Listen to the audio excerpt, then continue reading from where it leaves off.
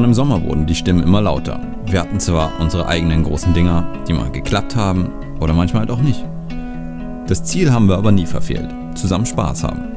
Hamburg wollte nach Voynich mal eine echte, richtige Anomalie haben. Damals waren wir ca. 300 Agents auf beiden Seiten, also insgesamt. Und keiner hatte einen Schimmer davon, was eine Anomalie überhaupt ist. Aber wir müssen heute ein bisschen koordiniert agieren. Boah, geile Felder, super genial. Die Felder waren mehr Zufall, aber... Unsere Taktik war an einem Abend besprochen und besiegelt. Und ich denke, selbst Niantic wusste zu dem Zeitpunkt nicht so recht, wie eine Anomalie überhaupt funktioniert. Wir waren echte Beta-Tester, nur in freier Wildbahn. Heute, 2 Jahre später, sieht das Ganze natürlich schon ganz anders aus. Wir haben in Hamburg richtig erfahrene Agents. Sir Vince zum Beispiel. Der hat die dicksten Felder auf der Welt geplant und gebaut. Und das Ganze in echt. Keine Bots, kein Bullshit. Der ist vernetzt wie keiner von uns und dementsprechend unser perfekter Side-Lead. Aber wir brauchten auch noch jemanden, der die Leute im realen Leben vernetzt und immer den richtigen Ton trifft, der Fakten sprechen lässt und auch mal ganz nüchtern sachliche Antworten geben kann. Der dein Freund, aber auch ein Boss sein kann. El Padre, aka Windwalk.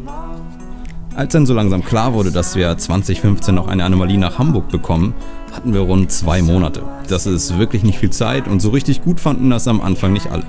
Urlaube waren geplant und wichtige Agents nicht da. Kopf in Sand stecken gibt's in Hamburg aber nicht. Was war das Erste, an das ich gedacht habe, als ich erfuhr, dass Abaddon nach Hamburg kommt? Nicht jetzt.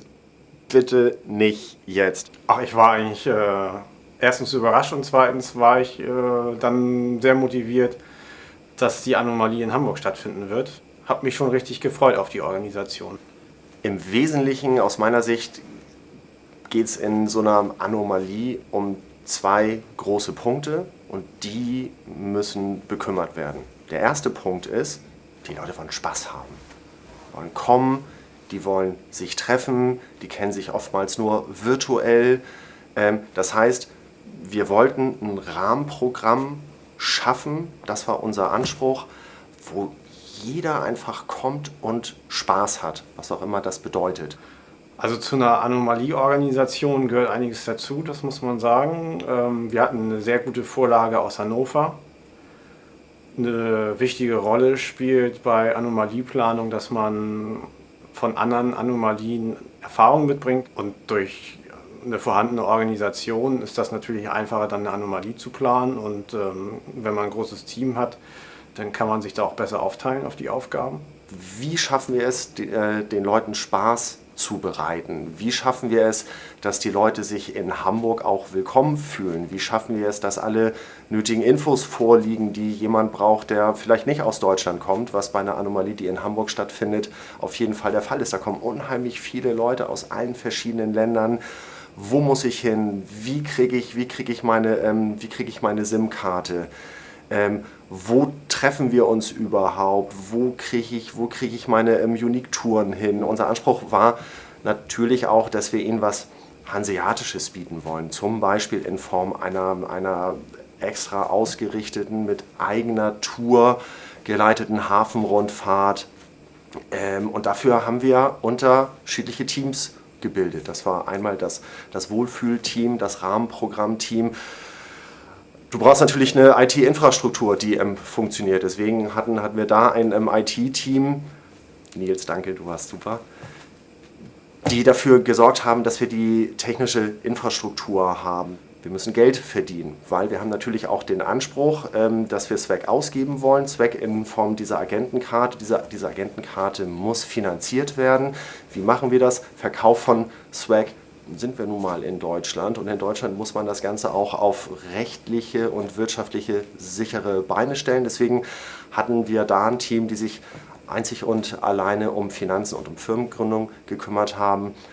Wir hatten ein Team, das hat sich einzig und alleine um Design von Swag gekümmert. Pullover, Buttons, Agentenkarte, Coin, das musste alles designt werden, es musste abgesprochen werden, das hat das Team gemacht. Wir haben ein Team gehabt, das hat sich um das ganze Tagesgeschäft gekümmert. Großteile von uns, die in der Anomalieplanung drin waren, waren natürlich auch diejenigen, die sehr aktiv auf der Straße waren. Und damit während der Vorbereitungsphase nicht Hamburg komplett grün untergeht, haben wir auch Leute gehabt, die haben sich sehr aufopferungswürdig um das Tagesgeschäft gekümmert. Also der zeitliche Aufwand, eine Anomalie zu organisieren und gerade irgendwie als Zeitlead oder als, ich sag mal, motiviertes Gruppenführungsmitglied ist schon extrem. Man kann sagen, das ist fast ein zweiter Job. Und klar, da gehören normale Treffen dazu, vor Ort im Restaurant oder irgendwelche Besichtigungen wegen Location finden und so weiter und so fort. Ist auf jeden Fall interessant und scheiße. Wir haben eine super Location für die Pre-Rec gefunden. Auch das war wirklich ein ganz großes Glück, weil der Besitzer der Location ins finanzielle Risiko gegangen ist und ich mich sehr darüber gefreut habe, dass wir ihn dafür gewinnen konnten. Bei so einer Organisation von so vielen, ich nenne es jetzt mal Gewerken, kann natürlich auch nicht immer alles gut gehen. Und ich glaube, die ganz große Herausforderung, die wir hatten, war einfach die Kommunikation, das zur Verfügung stellen von relevanten Infos auf Basis derer die Entscheidungen getroffen werden konnten. Das ist uns nicht an allen Stellen gelungen, muss man mal ganz klar sagen. Das liegt aber auch daran, dass wir eine sehr heterogene Gruppe sind mit unterschiedlichen Kommunikationsverhalten und dafür ist das sehr gut gelaufen. Wir hatten noch keine Regeln. Die Regeln kamen 2 Wochen vor Anomalie raus. Das heißt, 3 Wochen vorher war irgendwie so, Spaß läuft, aber so richtig, oh Gott, wie sollen wir jetzt gewinnen? Die Unklarheit, wie sieht das mit den Regeln aus? Leute, die sich an dem Zeitpunkt auch nicht zurückgemeldet haben. Das war der Punkt, wo ich dann auch wirklich mal gesagt habe, boah, ich weiß gerade nicht, ob und wie wir das schaffen wollen. Die Resistance hat mehr als doppelt so hoch gewonnen und wenn ich mir angucke, wie viele Punkte wir zum Beispiel auch durch Portalbesitz, durch Links und Felder gemacht haben, dann haben wir hat die Resistance weltweit in Hamburg extrem gut abgeliefert. Und das sieht man natürlich auch ganz klar an diesem super Ergebnis. Und genauso wie die Afterparty am Samstagabend. In den anderen Städten war es immer so, dass man sich irgendwie in Gruppen getroffen hat und dann irgendwas unternommen hat. Aber in den anderen Städten war es eher selten der Fall, dass dann auch eine richtig geile Location gefunden wurde. Das haben wir, glaube ich, ganz geil umgesetzt, dass wir da einen Partyraum mit einer geilen Aussicht auf den Hamburger Dom hatten, wo knapp 500 Leute reinpassten. Was man besser machen kann, ist auf jeden Fall eine größere Location finden, damit mehr Leute reinkommen, weil es durften nicht alle rein, wegen Platzmangel. Aber das ist halt auch schwierig, weil jeder Spieler sagt nicht unbedingt gleich zu oder holt sich da irgendwie so ein Fastlane-Ticket. Das ist dann schon ein bisschen schwierig zu planen. Haben wir gerockt? Hell yeah! Wir haben gerockt. Wir haben das Ding ganz groß gerockt. Ich bin ganz stolz auf alle. Wir haben an der einen oder anderen Stelle Leute nicht glücklich machen können, was ihre Erwartungshaltung angeht, weswegen sie zur Anomalie kommen. Das ist der einzige Wermutstropfen, den ich wirklich habe, das Shard-Game. Ansonsten sage ich, wir haben den Großteil der Leute Spaß bereitet, wir haben gewonnen, mehr geht nicht. Was ich nicht erwartet habe, ist, dass es am Ende rückblickend so gut gelaufen ist. Und es war für mich wirklich eine ganz große Freude zu sehen, dass alle Bausteine letztendlich an ihren Platz gefallen sind. Warum habe ich Zeitlead gemacht? Das ist eine gute Frage, aber auch eine einfache Frage, weil ich habe in Ingress so viel gemacht. Ich meine, gut, Level 8 werden ist relativ einfach. Mittlerweile Level 16 werden ist einfach. Dann wird schon ein bisschen abstruser mit Feldern über Hamburg oder über Norddeutschland oder Deutschland oder, wenn man denn Lust hat, auch Europa. Es ist irgendwie bei mir immer so eine Flamme da, die Bock hat, mal irgendwas zu planen.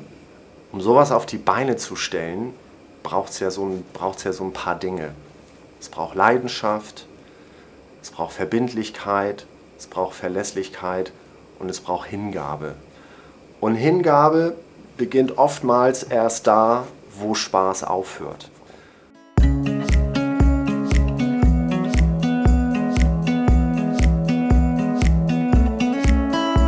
Eine Sache, die mich an Ingress immer wieder fasziniert, ist die Bereitschaft vieler, für und auf eine Sache hinzuarbeiten. So viele komplett unterschiedliche Menschen treffen sich, um ein sogenanntes Spiel zu spielen.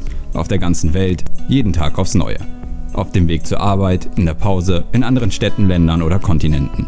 Egal wo, die Community verbindet uns alle und hat dieses Event erst möglich gemacht. Wir sind die Resistance Hamburg und bedanken uns bei allen Beteiligten. Ich hoffe, ihr nehmt die tollen Erfahrungen mit und habt hiermit einen kleinen Einblick hinter die Kulissen der Abaddon-Anomalie bekommen. Wir haben hier deinen Spielername? Anne. Anne. Kommt aus welcher Frau Stadt? von Timo. Ratzfatz. Ja, Du nimmst aus das Hamburg. auch, gell? Ja. Auch mit Ton ist das. Mit Ton? Ja. Echt? Ja. Jetzt hast du es versaut. Ja. Ja. Hat er reingequatscht, ne? Ja. 2015. Ach so, das ist das Mikro. Schönen guten Tag. Voynich 2013. Willst du den Rücken auch noch? Nee, du musst die Bewegung dazu dann auch machen mit der Fahne. Ja. Ich brauche eine Fahne. Dir.